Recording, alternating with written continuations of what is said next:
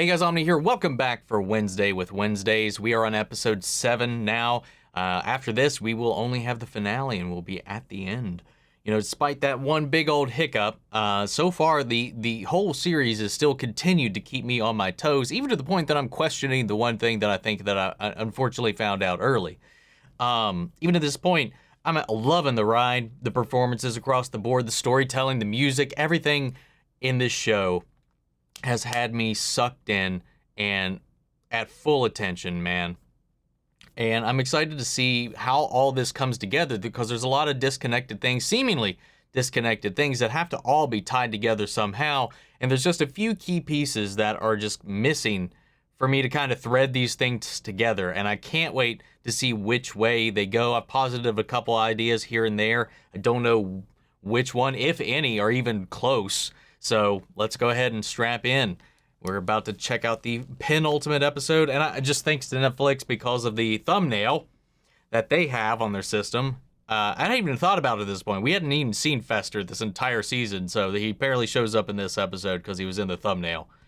But yeah, we're gonna go ahead and strap in, guys. If you want to see the full-length reaction, remember you can check it out over on Patreon, or if you become a member of the channel, it gives you access as well. It is a watch-along format, so you'll need your own footage to sync up with the time codes of our reaction to the entire thing. You also get the same thing for all the other shows and movies that we cover here on the channel. You get to suggest and vote on what movies to react to each month. We got monthly Q&As, behind-the-scenes footage, or try to make it worth your while since you are going to support the channel. But of course, I know nobody can do that, and a simple way you can help us out is just by liking, commenting, subscribing, sharing these videos, because it really does go a long way with helping us grow here on YouTube. With that all said and out of the way, guys, let's go ahead and hop into episode 7. If you don't woe me by now. I think the last one was still my favorite title so far. Anyway, here we go. Oh, the mayor. Oh, yeah, somebody broke in and unplugged the air, the oxygen on the life support. Mayor Walker was murdered, and I know the killer is here. I know I'm close to the truth. I have all the pieces of the jigsaw. I just need to slot them into place. That's kind of what I said last episode.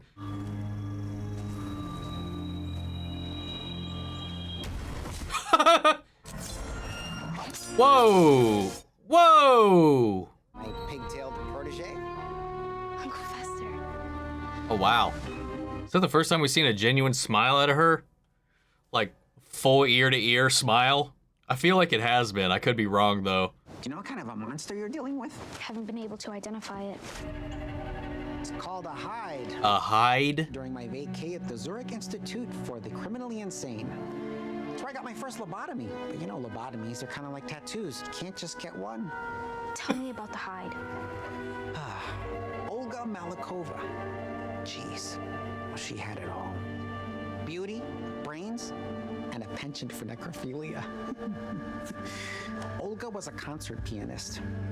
Till one night she transformed in the middle of a Chopin sonata. Massacred a dozen audience members and 3 music critics. What triggered her?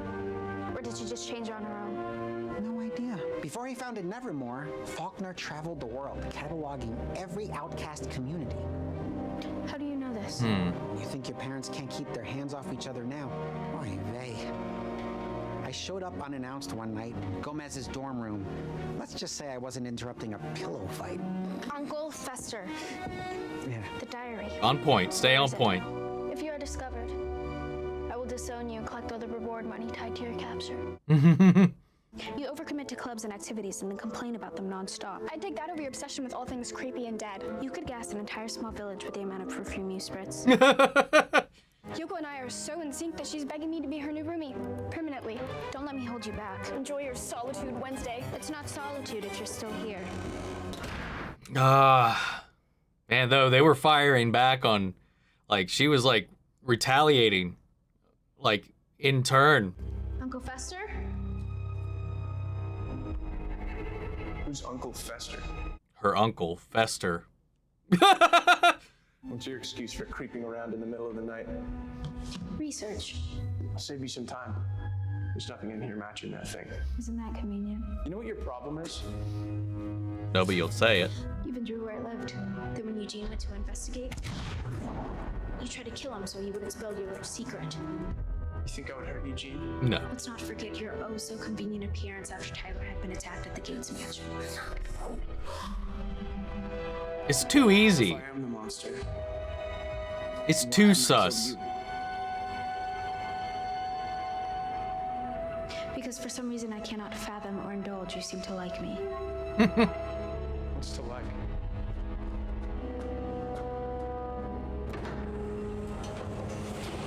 He's one of the few people I've never suspected.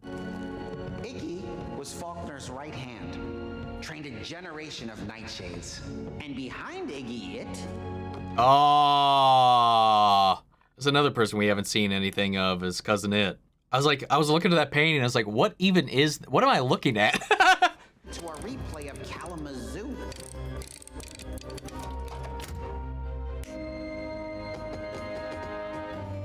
Flip him off. Okay, we're not. Born of mutation, the hide lays dormant until unleashed by a traumatic event or unlocked through chemical inducement or hypnosis. This act causes the hide to develop an immediate bond with its liberator, who the creature now sees as its master.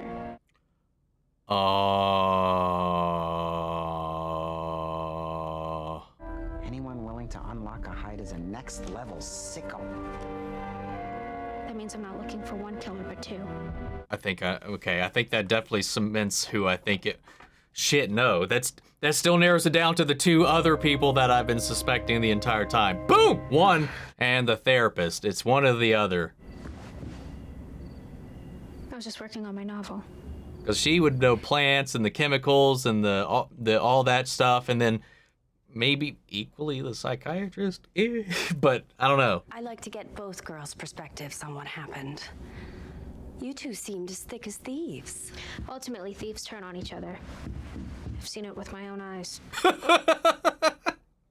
Is it really so difficult for you to admit that you made a friend, and now that she's gone, you might actually miss her? I'll survive alone. I always have. Well, if that's your decision, I'll submit the forms to Principal Weems.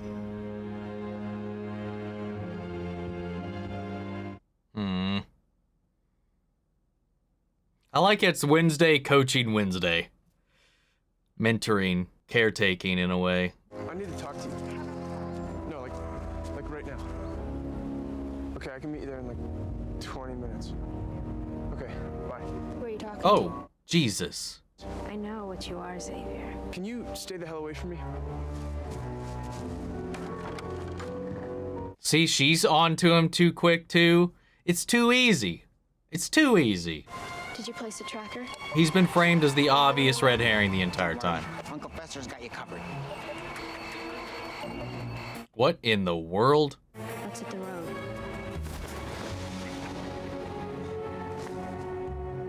What the fuck? You know me. I like to travel incognito.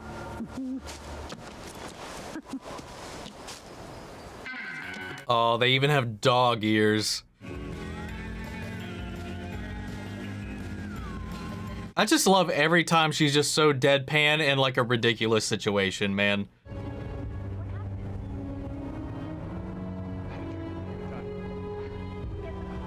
That's the psychiatrist.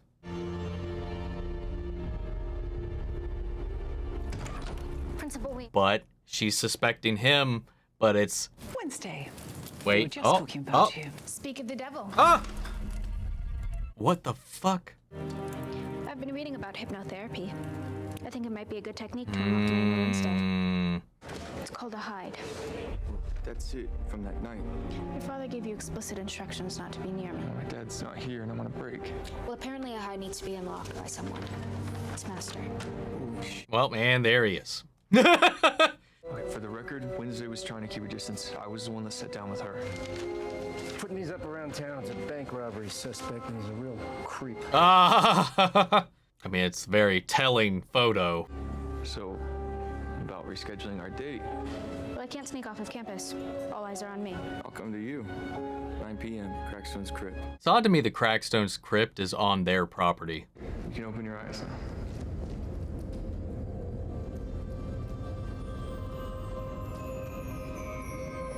Wow. What? No one's ever taken you on a picnic inside a crypt before?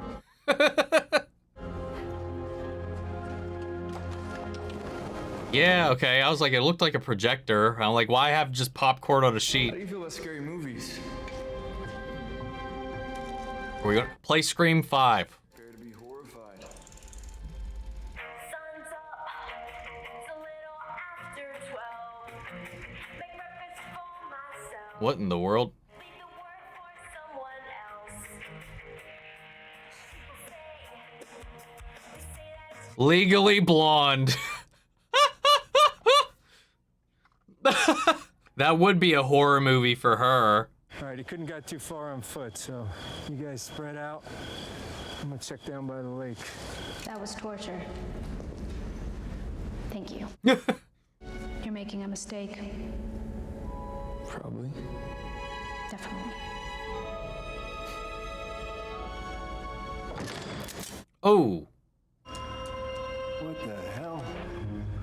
I'm not gonna even ask what this is, but I never saw the two of you here. You got it? Fair enough. That's the chillest I think he's been. He's like, I'm not even gonna rat you all out. Fuck it, I'm done. And he's just out.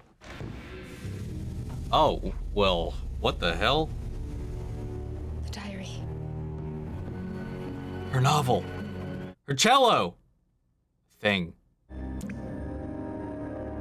Don't you dare. No!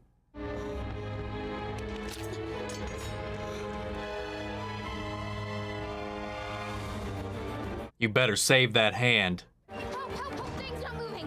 He was stabbed. Get him on the table.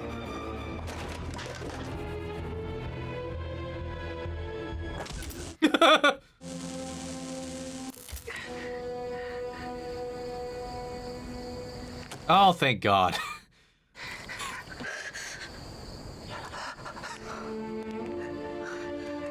I mean, you should probably still stop the bleeding, though. Promise that whoever did this to you will suffer. And it will be slow, long, and excruciatingly painful.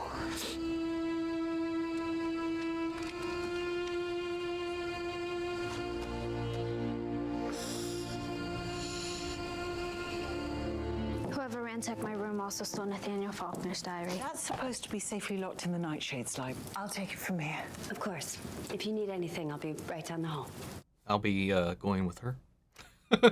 Faulkner spent years studying hides. What was his conclusion? He was killed by a hide before he could reach one. His research, but the hides were too unpredictable and violent. They were officially banned from Nevermore 30 years ago. 30 years ago. All of this time you've known the monster was a hide. What happened 30 years ago?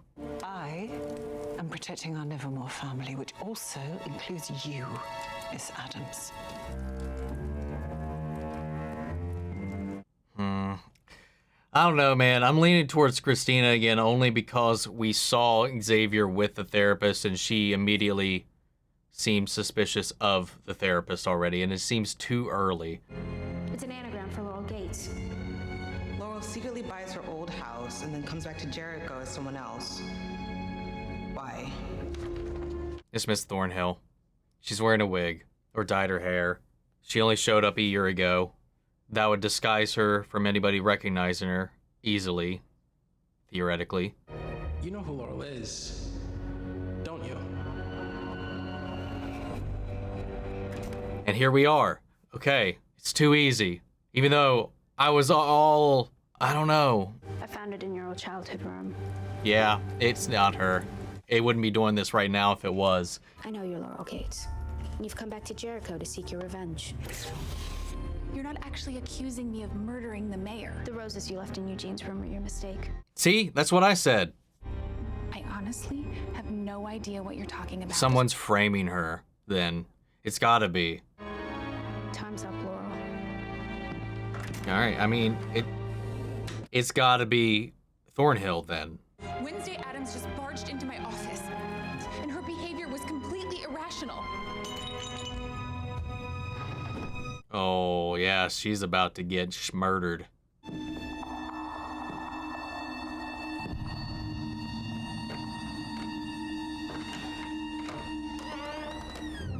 Oh!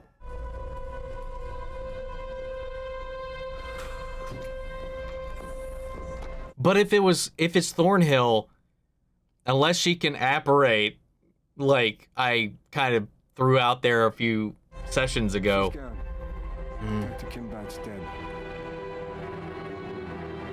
How This ends now. how would she have gotten to the cave to torch it when she was just at the school with Wednesday? Though she, like I said before, she did leave a head, so there's a slight chance that she would have been able to beat them to the cave. There's got to be, I don't know. I don't know, man. I really don't. I mean, I know who the monster is, but like, I don't know who's in control or behind any of it. I wasn't in your room. Believe me or don't believe me. Your painting's been improving. I enjoy this one in particular. Wow.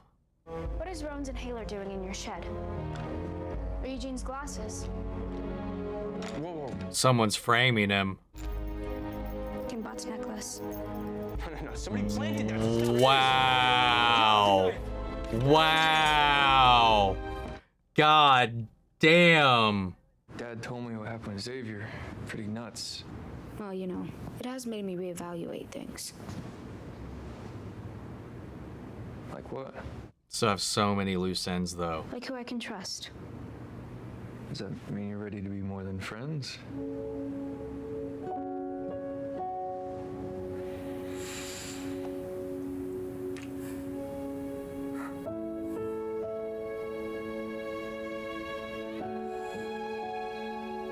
Well, I honestly didn't expect us to get this far. Oh! Oh!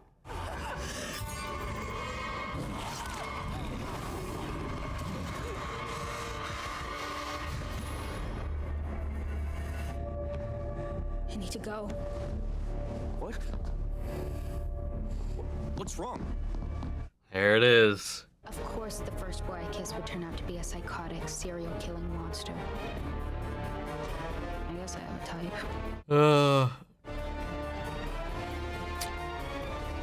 Alright, well. But they said he's not cognizant, right? I mean, he doesn't seem to be aware of it. I feel like if he knew she was having a vision right there, he would have been a little more, Wednesday? What was that? What'd you see? Or like try to like confirm what just happened. But he seemed like genuinely like concerned. Not for himself, but for her. I would imagine if he was aware, he'd be concerned about getting found out. Because they were talking about in the research, they were trying to determine whether or not they were cognizant of their actions while they're being manipulated, while they were being like forced into this form. And it seems that they wouldn't be.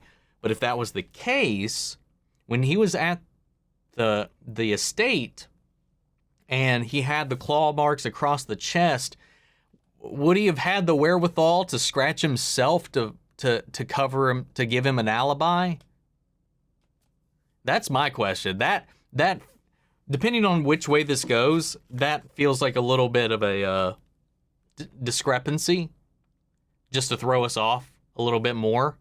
Man, I was really confident that the whole like psychiatrist thing up until these last maybe 30 minutes or so, I was pretty much turned around, like from my initial thought that it would be Miss Thornhill to the therapist. The moment I completely realized I had not included her in my suspicions at all.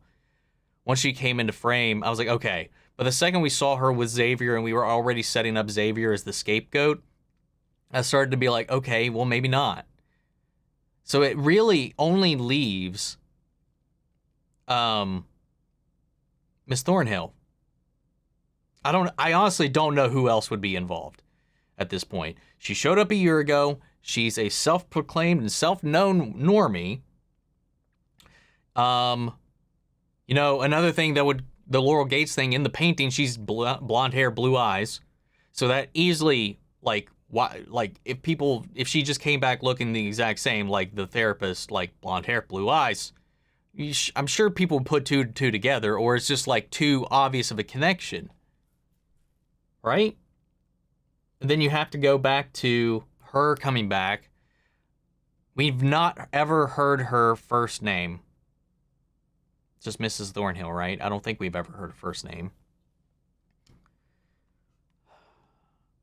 She's got red hair, glasses. She's basically doing a whole Clark Kent thing, right? Assuming she's actually tied in with this, I think there's a strong possibility. And again, there was that one conversation that was really weird between her and Tyler that I called out a couple episodes ago. But again, the only crack in that is like, how did she get from A to B to torch the cave so fast? I know she pulled up under her truck, so unless she like fucking left the dance and just blasted it to get there in time, that could just be another minor discrepancy for the storytelling to kind of keep us on our toes and guessing. But it is a little minor bit of I don't know if I'd call it a plot hole, but like, and again, that's still assuming that comes up. So he's the Hyde, confirmed. So the spoiler I got after episode 2 was right. So that was correct. Like I said, this show did a really good job to even make me doubt that what I read was accurate. Because it just did so good a job at just casting doubt on everybody. Anytime somebody would like garner suspicion from me, like there'd be another scene or a moment where I'd be like, oh, that's just too convenient. Or there'd be something else to kind of throw me off the scent. The show is really good at that. And there's these couple of moments where I think it might be some time manipulation within the narrative that might be kind of throwing off some of these moments. But I don't know. So if he's the Hyde, what they said, it was triggered by a traumatic event or by chemical inducement. Did this start happening when his mom died? Has he always been a Hyde? Can you be turned into a Hyde? Is that the only connection the mom has? Because I was starting to think that his mom might have been this person who faked their death as well. That, you know, this Laurel Gates may have also been his mom, but that doesn't seem like that would have been possible or make sense. So I think his mom would have just been the trigger, or maybe even his first victim. And I don't know if the father knows he's a Hyde. I feel like if he knew and this creature's running around, he wouldn't be doing the things he's doing. I think he'd be acting very differently if he suspected that there's any possibility of his son might be out there. He seems vehemently interested in actually catching this thing. If he knew it was son, I feel like that he would be very different about it. But who would know to take advantage of it? Well, to be fair, how long has he been transforming? I forget. Did they say how long it's been since the mom died? What if whoever is his master killed the mom to trigger him rather than chemically induce it? I mean, if we go to the chemical route again, we're talking about right now, the only suspect I have in my mind left is Miss Thornhill. And maybe because she sees this kinship with Wednesday that she's also been trying to avoid actually killing Wednesday, or maybe that is legitimately a latent part of Tyler's personality coming out in this creature. But, you know, botany gives you access to all kinds of nifty little chemicals and interactions and combinations to orchestrate all of this. That would also tie back to the chemicals of the nightshade that was induced by the Gates when they tried to poison the school initially. So whoever this is might have some kind of chemical affiliation. She's also a botanist, so she would probably even be able to know and replicate or know what flowers are being used to set up the therapist, knowing the flowers she brought to Eugene, planting those very same flowers at the estate. Because there was that shot when we left that showed that the flowers that were left there were already starting to wilt. So this is something that they've been kind of setting up for a hot minute now.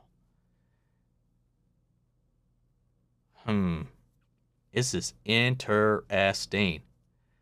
And I gotta say, like, even having had the Tyler thing spoiled, it has not sucked any of the thrill and excitement and fun out of deconstructing all of these scenes, the narrative structure, the narrative language and all that throughout this entire thing, because it's still so dense.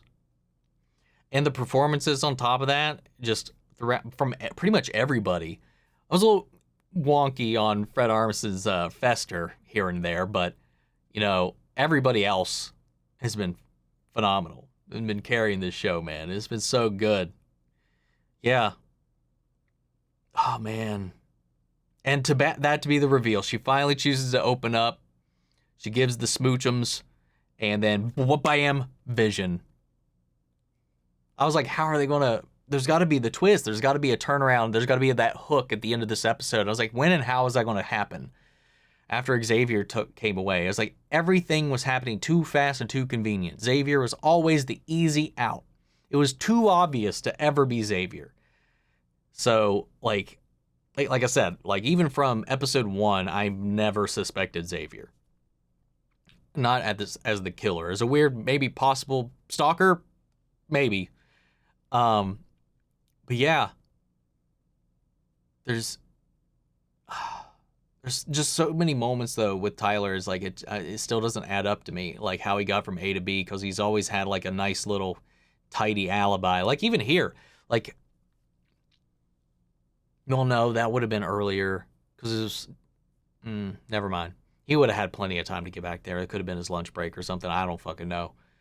Because I was like, she just came there when he was closing up. That happened way earlier in the day, so never mind. That time kind of matches up, but yeah, I don't know, man.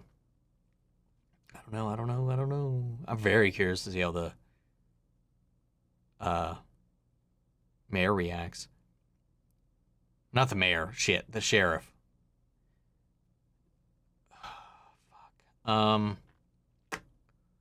Well, you know, we didn't get to, and I was kind of hoping we were going to. We only have the finale left, and I was like, I was really hoping we would see how Bianca was going to follow up with that storyline with her mother. Like, is that going to be something that just kind of happens off screen? I was kind of curious about following through on the resolution for that, but I don't feel like we have time to dive into that right now. With only one episode to go. I mean, they could carry that on if it gets to season 2. Maybe that's something we could see then. Maybe it won't necessarily have to be in this season, but I don't know.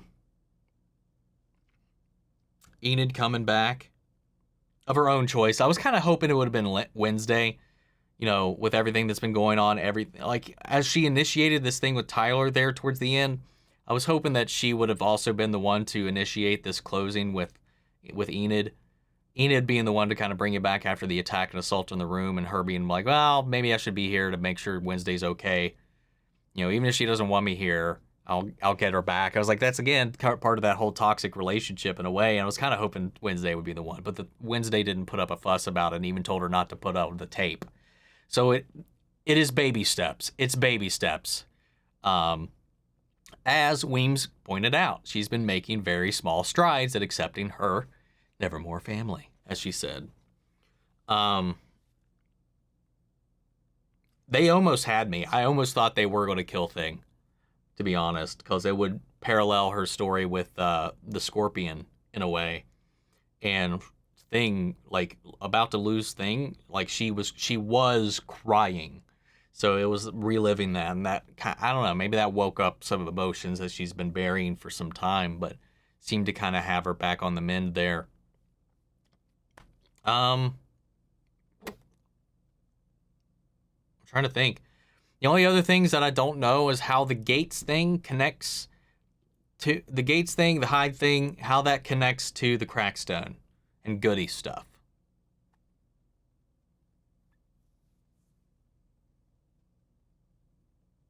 I don't know.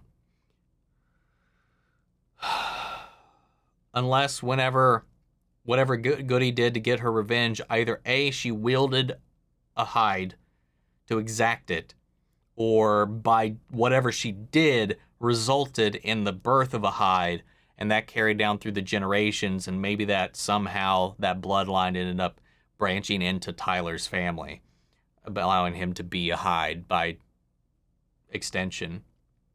And that connects this, because otherwise I still don't really know how the Crackstone thing comes up.